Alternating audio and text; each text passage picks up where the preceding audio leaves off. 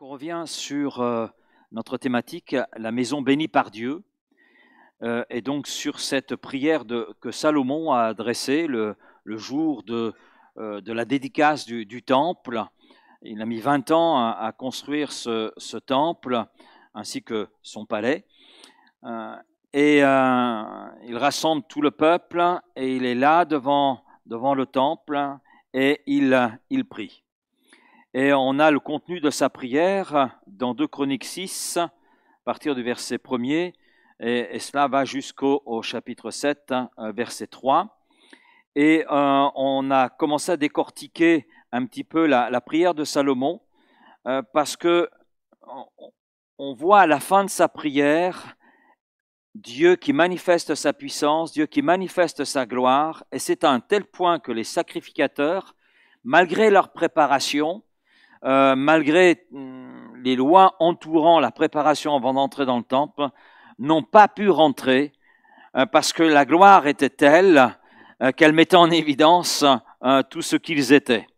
Et donc, ils étaient dans l'incapacité, à partir de là, d'entrer et d'exercer le service qui était le sien. Et on s'aperçoit, moi je me suis aperçu en lisant un petit peu la prière de Salomon, qu'il y a des caractéristiques qui font que la puissance de Dieu et que la gloire de Dieu se sont là manifestées. On voit des rassemblements à d'autres endroits, rien ne se produit, mais là, quelque chose se produit, quelque chose de glorieux, chose après lequel moi-même j'aspire, la puissance de Dieu se manifestant en ce lieu, la gloire de Dieu se manifestant en ce lieu, quitte à ne pas pouvoir rentrer, amen, mais que Dieu se manifeste, que Dieu agisse. Et c'est vraiment ma prière, et ma prière au quotidien d'ailleurs, et c'est notre prière, parce que c'est pas simplement la mienne, mais c'est aussi celle de ma femme, et je pense que c'est votre prière également. Et on a vu une première caractéristique qui fait que Dieu est intervenu suite à la prière de Salomon. La première caractéristique que nous avons vue, c'est une maison de prière, parce que tout est là, commençant dans la prière. Salomon rassemble le peuple, rassemble les sacrificateurs, il rassemble tout le monde pour se tenir devant Dieu. Donc, pour rechercher Dieu. C'est pas simplement pour la dédicace du temple, c'est plus que cela. Il y a une recherche, il y a un désir qui est là. Et Salomon, dans sa prière, ne fait qu'exprimer ce désir. Mais il y a là la prière. J'allais dire, la prière de Salomon est arrosée par la prière. J'oserais m'exprimer ainsi. Alors ça, c'est la première caractéristique que nous avons vue. Mais il y en a une deuxième qui apparaît. Une deuxième qui apparaît à travers le chapitre 6, les versets 32 à 42. C'est une maison ouverte. Une maison ouverte. Alors on va voir cela d'un petit peu plus près. Vous voyez, la maison de Dieu est une maison de prière. Et on a vu que c'était à 15 reprises, 16 reprises dans le chapitre 6, c'est le mot maison qui est utilisé pour parler de la maison de Dieu. Et dans le chapitre 7, cela revient 15 fois. Le terme maison parle de quelque chose dans lequel on se sent bien, quelque chose de familier. Et ça nous enseigne, ça veut dire tout simplement que la maison de Dieu, la présence de Dieu doit devenir familière, ça doit être l'objet d'une recherche, on doit se sentir bien dans la présence de Dieu.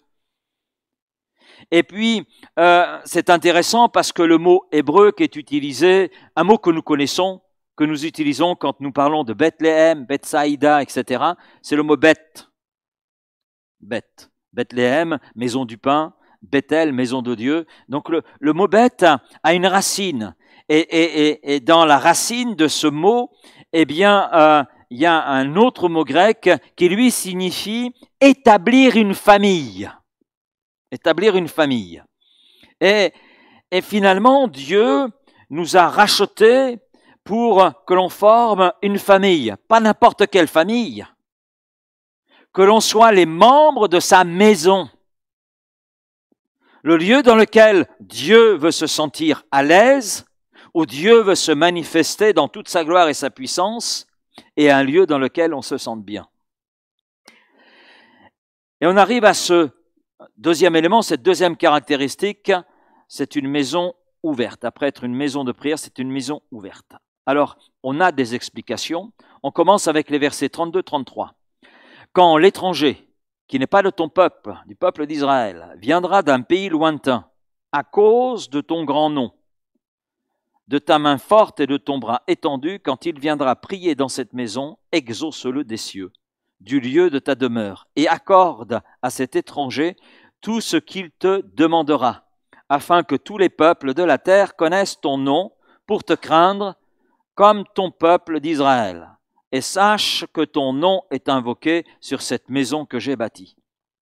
Ici, nous voyons que même les gens qui ne faisaient pas partie de l'alliance que Dieu a établie avec son peuple, le peuple d'Israël, même ces gens étrangers à l'alliance de Dieu étaient accueillis au temple et pouvaient invoquer le Seigneur. Ce qui nous montre que, oui, c'est une maison ouverte pour l'étranger recherchant la face de Dieu, pour l'étranger qui a besoin, pour celui qui n'appartient pas à l'alliance de Dieu. Et j'ai trouvé cela très, très intéressant parce que c'est une leçon pour l'Église aujourd'hui. C'est une leçon pour nous. Nous ne devons jamais perdre de vue la vérité que Jésus est venu pour racheter tous les pécheurs. Tous les hommes sont pécheurs. Tous les hommes sont privés de la gloire de Dieu. C'est écrit. S'il y a un point sur lequel il y a égalité, c'est le péché. Tous les hommes sont pécheurs, sans aucune exception. Celui que l'on peut considérer comme le meilleur d'entre nous, de toute façon, il est semblable à un buisson d'épines, dit le prophète Ésaïe. Donc, ça veut dire que le reste est semblable à des ronces. Donc, c'est pas très brillant, mais c'est une réalité. Et cette réalité, on la voit autour de nous, dans l'expression de ce que l'on voit, du cœur de l'homme, qu'est-ce que l'on voit, violence, guerre, etc. Et nous voyons là que l'étranger, ne faisant pas partie de cette alliance avec Dieu, peut entrer dans le temple. Le temple est aussi pour lui. Ce qui veut dire que la porte de l'Église ne doit jamais être fermée pour celui qui est étranger à Dieu, étranger à la foi que nous avons et qui cherche Dieu. La porte doit toujours être ouverte. Il y a souvent un reproche qui est fait à l'Église catholique, c'est quand les gens veulent prier, la porte est toujours fermée. En fait, c'est un lieu fermé. On comprend que ce soit un lieu fermé parce que je doute qu'il y ait la présence de Dieu. Mais en est-il de même à notre niveau? À notre niveau. Est-ce que la maison de Dieu est ouverte même pour les étrangers? Alors là, vous comprenez que je ne parle pas de bâtiment. Hein. C'est nous qui composons la maison. C'est nous qui sommes la maison de Dieu. Là, finalement, je parle de notre cœur par rapport donc aux étrangers. Je me souviens dans une réunion, ça m'avait marqué. Il y a un monsieur qui est rentré. Alors, j'avais un avantage par rapport à l'église à ce moment-là où j'étais, un gros avantage qui est un inconvénient dans certaines circonstances, mais dans ce cadre-là, ça semblait être un avantage. C'est que j'ai pas d'odorat. Donc, suite à un accident, donc j'ai perdu l'odorat. Et là, un monsieur est rentré, et apparemment, il sentait tellement mauvais que autour de lui, ça fait le vide. Et je m'en souviens, j'étais là au pupitre et j'observais la scène. Il s'est assis et d'un seul coup autour de lui, tous les gens se sont déplacés et ils ont été pris vraiment d'un désir d'occuper les premières places. Un désir soudain d'occuper les premières places. Et en fait, cet homme s'est retrouvé tout seul au fond. Alors, j'ai repéré aux grimaces que les gens pouvaient faire qu'effectivement, il y avait une odeur qui se dégageait de cet homme. Qu'est-ce que j'ai fait? Je ne sais pas ce que vous auriez fait. Monsieur, ne reste pas dans le fond tout seul, approchez-vous sur le devant. Alors là, j'ai vu des regards un peu noirs.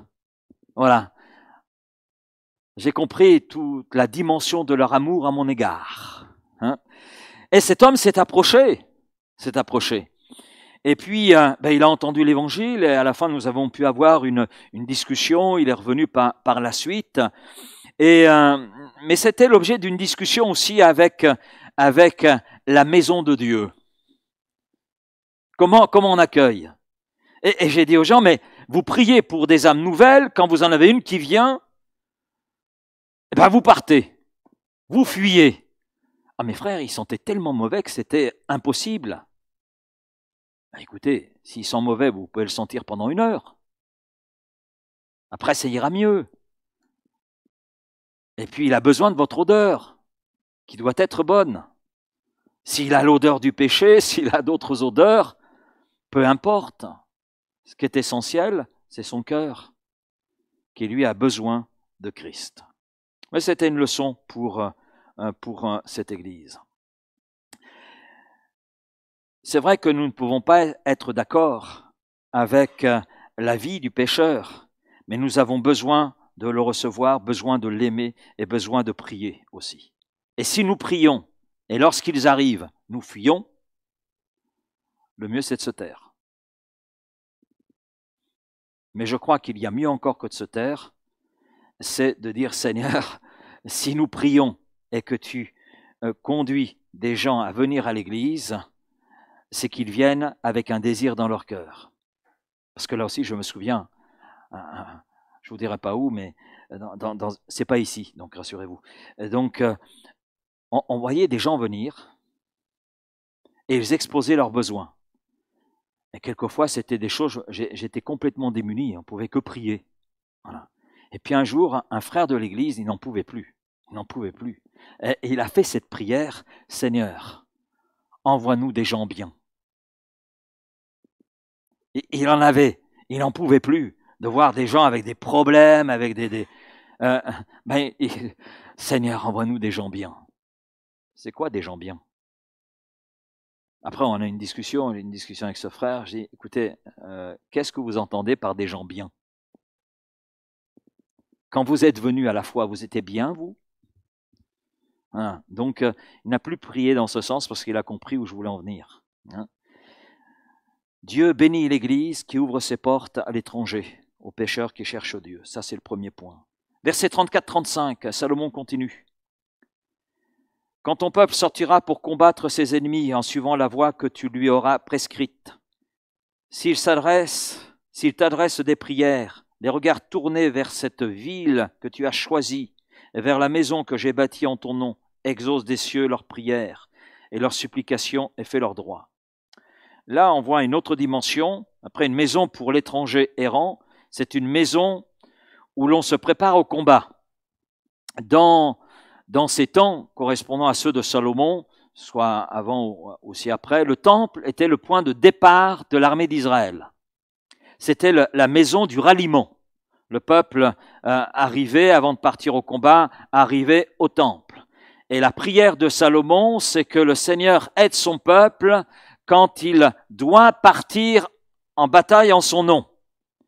Et c'est vrai que nous-mêmes, nous sommes engagés dans une bataille, plus exactement dans un combat qui est spirituel. Nos ennemis, nous les connaissons. L'apôtre Paul nous donne leur nom, Éphésiens 6, verset 12, « Car nous n'avons pas à lutter contre la chair et le sang, mais contre les dominations, contre les autorités, contre les princes de ce monde de ténèbres, contre les esprits méchants dans les lieux célestes. » Et nous savons qui est le prince de ce monde, c'est Satan. Donc nous connaissons nos ennemis. Nous savons contre qui nous avons besoin de lutter. Mais dans ce combat, nous avons besoin de l'aide et de la puissance de Dieu pour mener à bien ce combat, pour être victorieux. Et c'est dans la maison de Dieu, dans ce rassemblement, dans ce ralliement, tel qu'il était à l'époque d'Israël, que nous recevons les conseils de la part de Dieu, que nous recevons l'aide, que nous recevons l'équipement dont nous avons besoin pour mener nos combats. Amen. Et mener le bon combat. Et puis c'est aussi dans cette même maison, la maison de Dieu, que fatigués peut-être par une bataille que nous venons de mener, eh bien nous avons besoin d'un rafraîchissement pour notre âme, besoin d'un rafraîchissement pour notre cœur, et c'est là que nous recevons des forces nouvelles pour mener la bataille suivante, pour poursuivre le combat. Parce que tant que nous serons ici-bas, il y aura ce combat à mener. ce combat spirituel. Maintenant, j'ai trouvé intéressant. Je me suis posé la question, oh Salomon, pourquoi tu n'as pas placé le combat avant de faire de la maison de l'Éternel une maison pour l'étranger errant? Je me suis posé la question. Et je me suis dit, mais ça aurait été plus logique, à mon sens. Mais en fait, la logique de Salomon se comprend tout à fait. Lorsque la maison de Dieu est la maison ouverte pour recevoir l'étranger errant, l'étranger en recherche de Dieu, il est vrai qu'à partir de là, ça déclenche un combat. Eh oui, ça déclenche un combat. Et on comprend pourquoi ça vient après. Ça vient après. Avant, c'est une maison de prière. Et là, ça devient une maison ouverte, une maison où on accueille, mais une maison aussi où un combat se mène à partir de là. Parce que les étrangers errants qui entrent appartiennent au royaume des ténèbres. Et le prince des ténèbres ne lâche pas comme ça. Il y a un combat forcément qui est engagé. Et un combat qui engage la maison. Pas simplement une personne, mais qui engage la maison, qui engage finalement toute l'Église. Je poursuis avec les versets 36-39. Quand ils pécheront contre toi, car il n'y a point d'homme qui ne pêche, quand tu seras irrité contre eux et que tu les livreras à l'ennemi, qui les emmènera captifs dans un pays lointain ou rapproché, s'ils rentrent en eux-mêmes dans le pays où ils seront captifs, s'ils reviennent à toi et t'adressent des supplications dans le pays de leur captivité, et qu'ils disent « Nous avons péché, nous avons commis des iniquités, nous avons fait le mal », s'ils reviennent à toi de tout leur cœur, de toute leur âme, dans le pays de leur captivité, où ils ont été emmenés captifs, s'ils t'adressent des prières, les regards tournés vers leur pays que tu as donné à leur père, vers la ville que tu as choisie et vers la maison que j'ai bâtie à ton nom, exauce des cieux, du lieu de ta demeure, leurs prières et leurs supplications, et fais leur droit, pardonne à ton peuple ses péchés contre toi.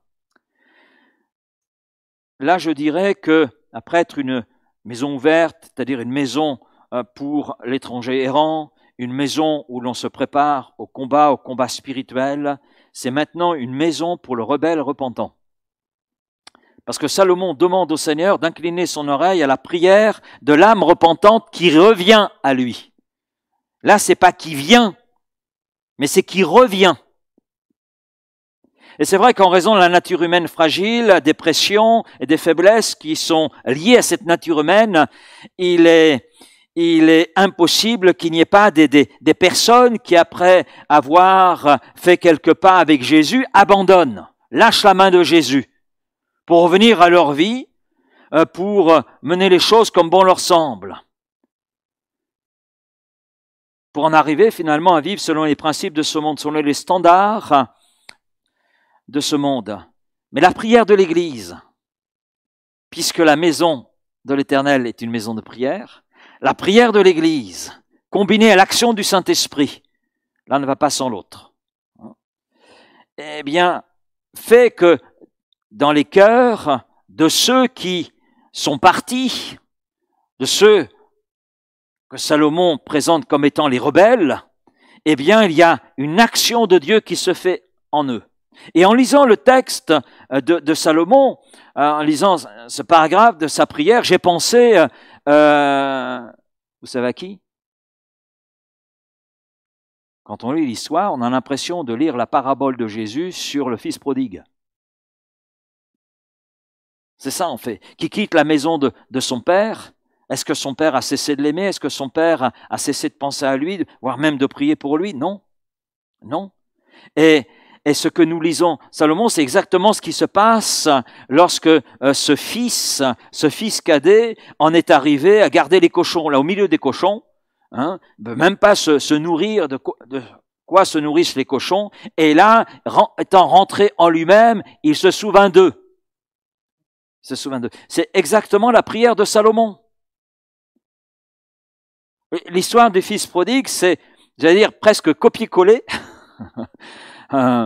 Est-ce que Jésus pensait à l'histoire de la prière de Salomon? Je ne sais pas, mais on voit les mêmes termes qui sont là utilisés. Ce qui veut dire que la prière de l'Église combinée à l'action du Saint-Esprit fait que dans les cœurs, il y a quelque chose qui se produit, fait que la personne rentre en elle-même, fait que la personne, eh bien, voit en elle souffrance qui est le résultat de son éloignement de la maison de Dieu et de Dieu lui-même. Et l'Église, c'est ce pourquoi Salomon prie, l'Église doit être alors la maison qui accueille le rebelle repentant, qui accueille le fils prodigue chrétien dont le cœur est là repentant. Et que Dieu nous aide afin que l'Église soit toujours une maison où j'allais dire, les brebis rebelles puissent revenir et trouver de l'aide pour être restaurés et reprendre la marche avec Christ. Dieu bénit l'Église et reçoit le rebelle repentant au milieu d'elle. Je me souviens d'un homme que nous avons visité avec Raphaël qui était une brebis rebelle pendant plusieurs années, avant même que nous arrivions dans cette église. Et puis un jour, on reçoit un appel de cet homme. Nous sommes allés le voir. Et puis, je lui ai dit, vous ne pouvez pas rester comme cela, pas rester isolé. Revenez à l'église. Revenez à l'église. Mais quand il est revenu, ça a été difficile. Difficile. Parce que partie de l'Église connaissait le passé de cet homme. Et c'est les histoires du passé qui sont remontées, ça a été très difficile. Et c'était d'ailleurs un combat spirituel. Mais cet homme a persévéré. Et puis, c'était aussi, là aussi, une leçon pour l'Église, parce que quelques semaines plus tard, eh bien, on a appris que cet homme était, suite à un examen, il était atteint d'un cancer du foie. Un cancer du foie. Et là, l'Église a réalisé que s'il revenait, c'est parce que c'était le temps pour lui. Le temps pour lui. Et c'est vrai qu'il était là avec vraiment un cœur repentant. Vraiment, il y avait ce cœur qui était là, droit devant Dieu. Et puis, Dieu l'a repris. Dieu a choisi de le reprendre, mais tout ça était une leçon aussi pour l'Église de comprendre que oui, on peut être rebelle pour un temps, avoir fait des choses qui ne sont pas très bien devant Dieu, mais si le cœur est repentant et qu'il revient, le devoir de l'Église, c'est d'accueillir. Bien sûr, il y a une manière d'accueillir, mais c'est d'accueillir. Et Dieu bénit l'Église qui reçoit le rebelle repentant au milieu d'elle. Je termine avec les versets 40 à 42. Donc on termine en fait le chapitre 6, c'est ça? Oui.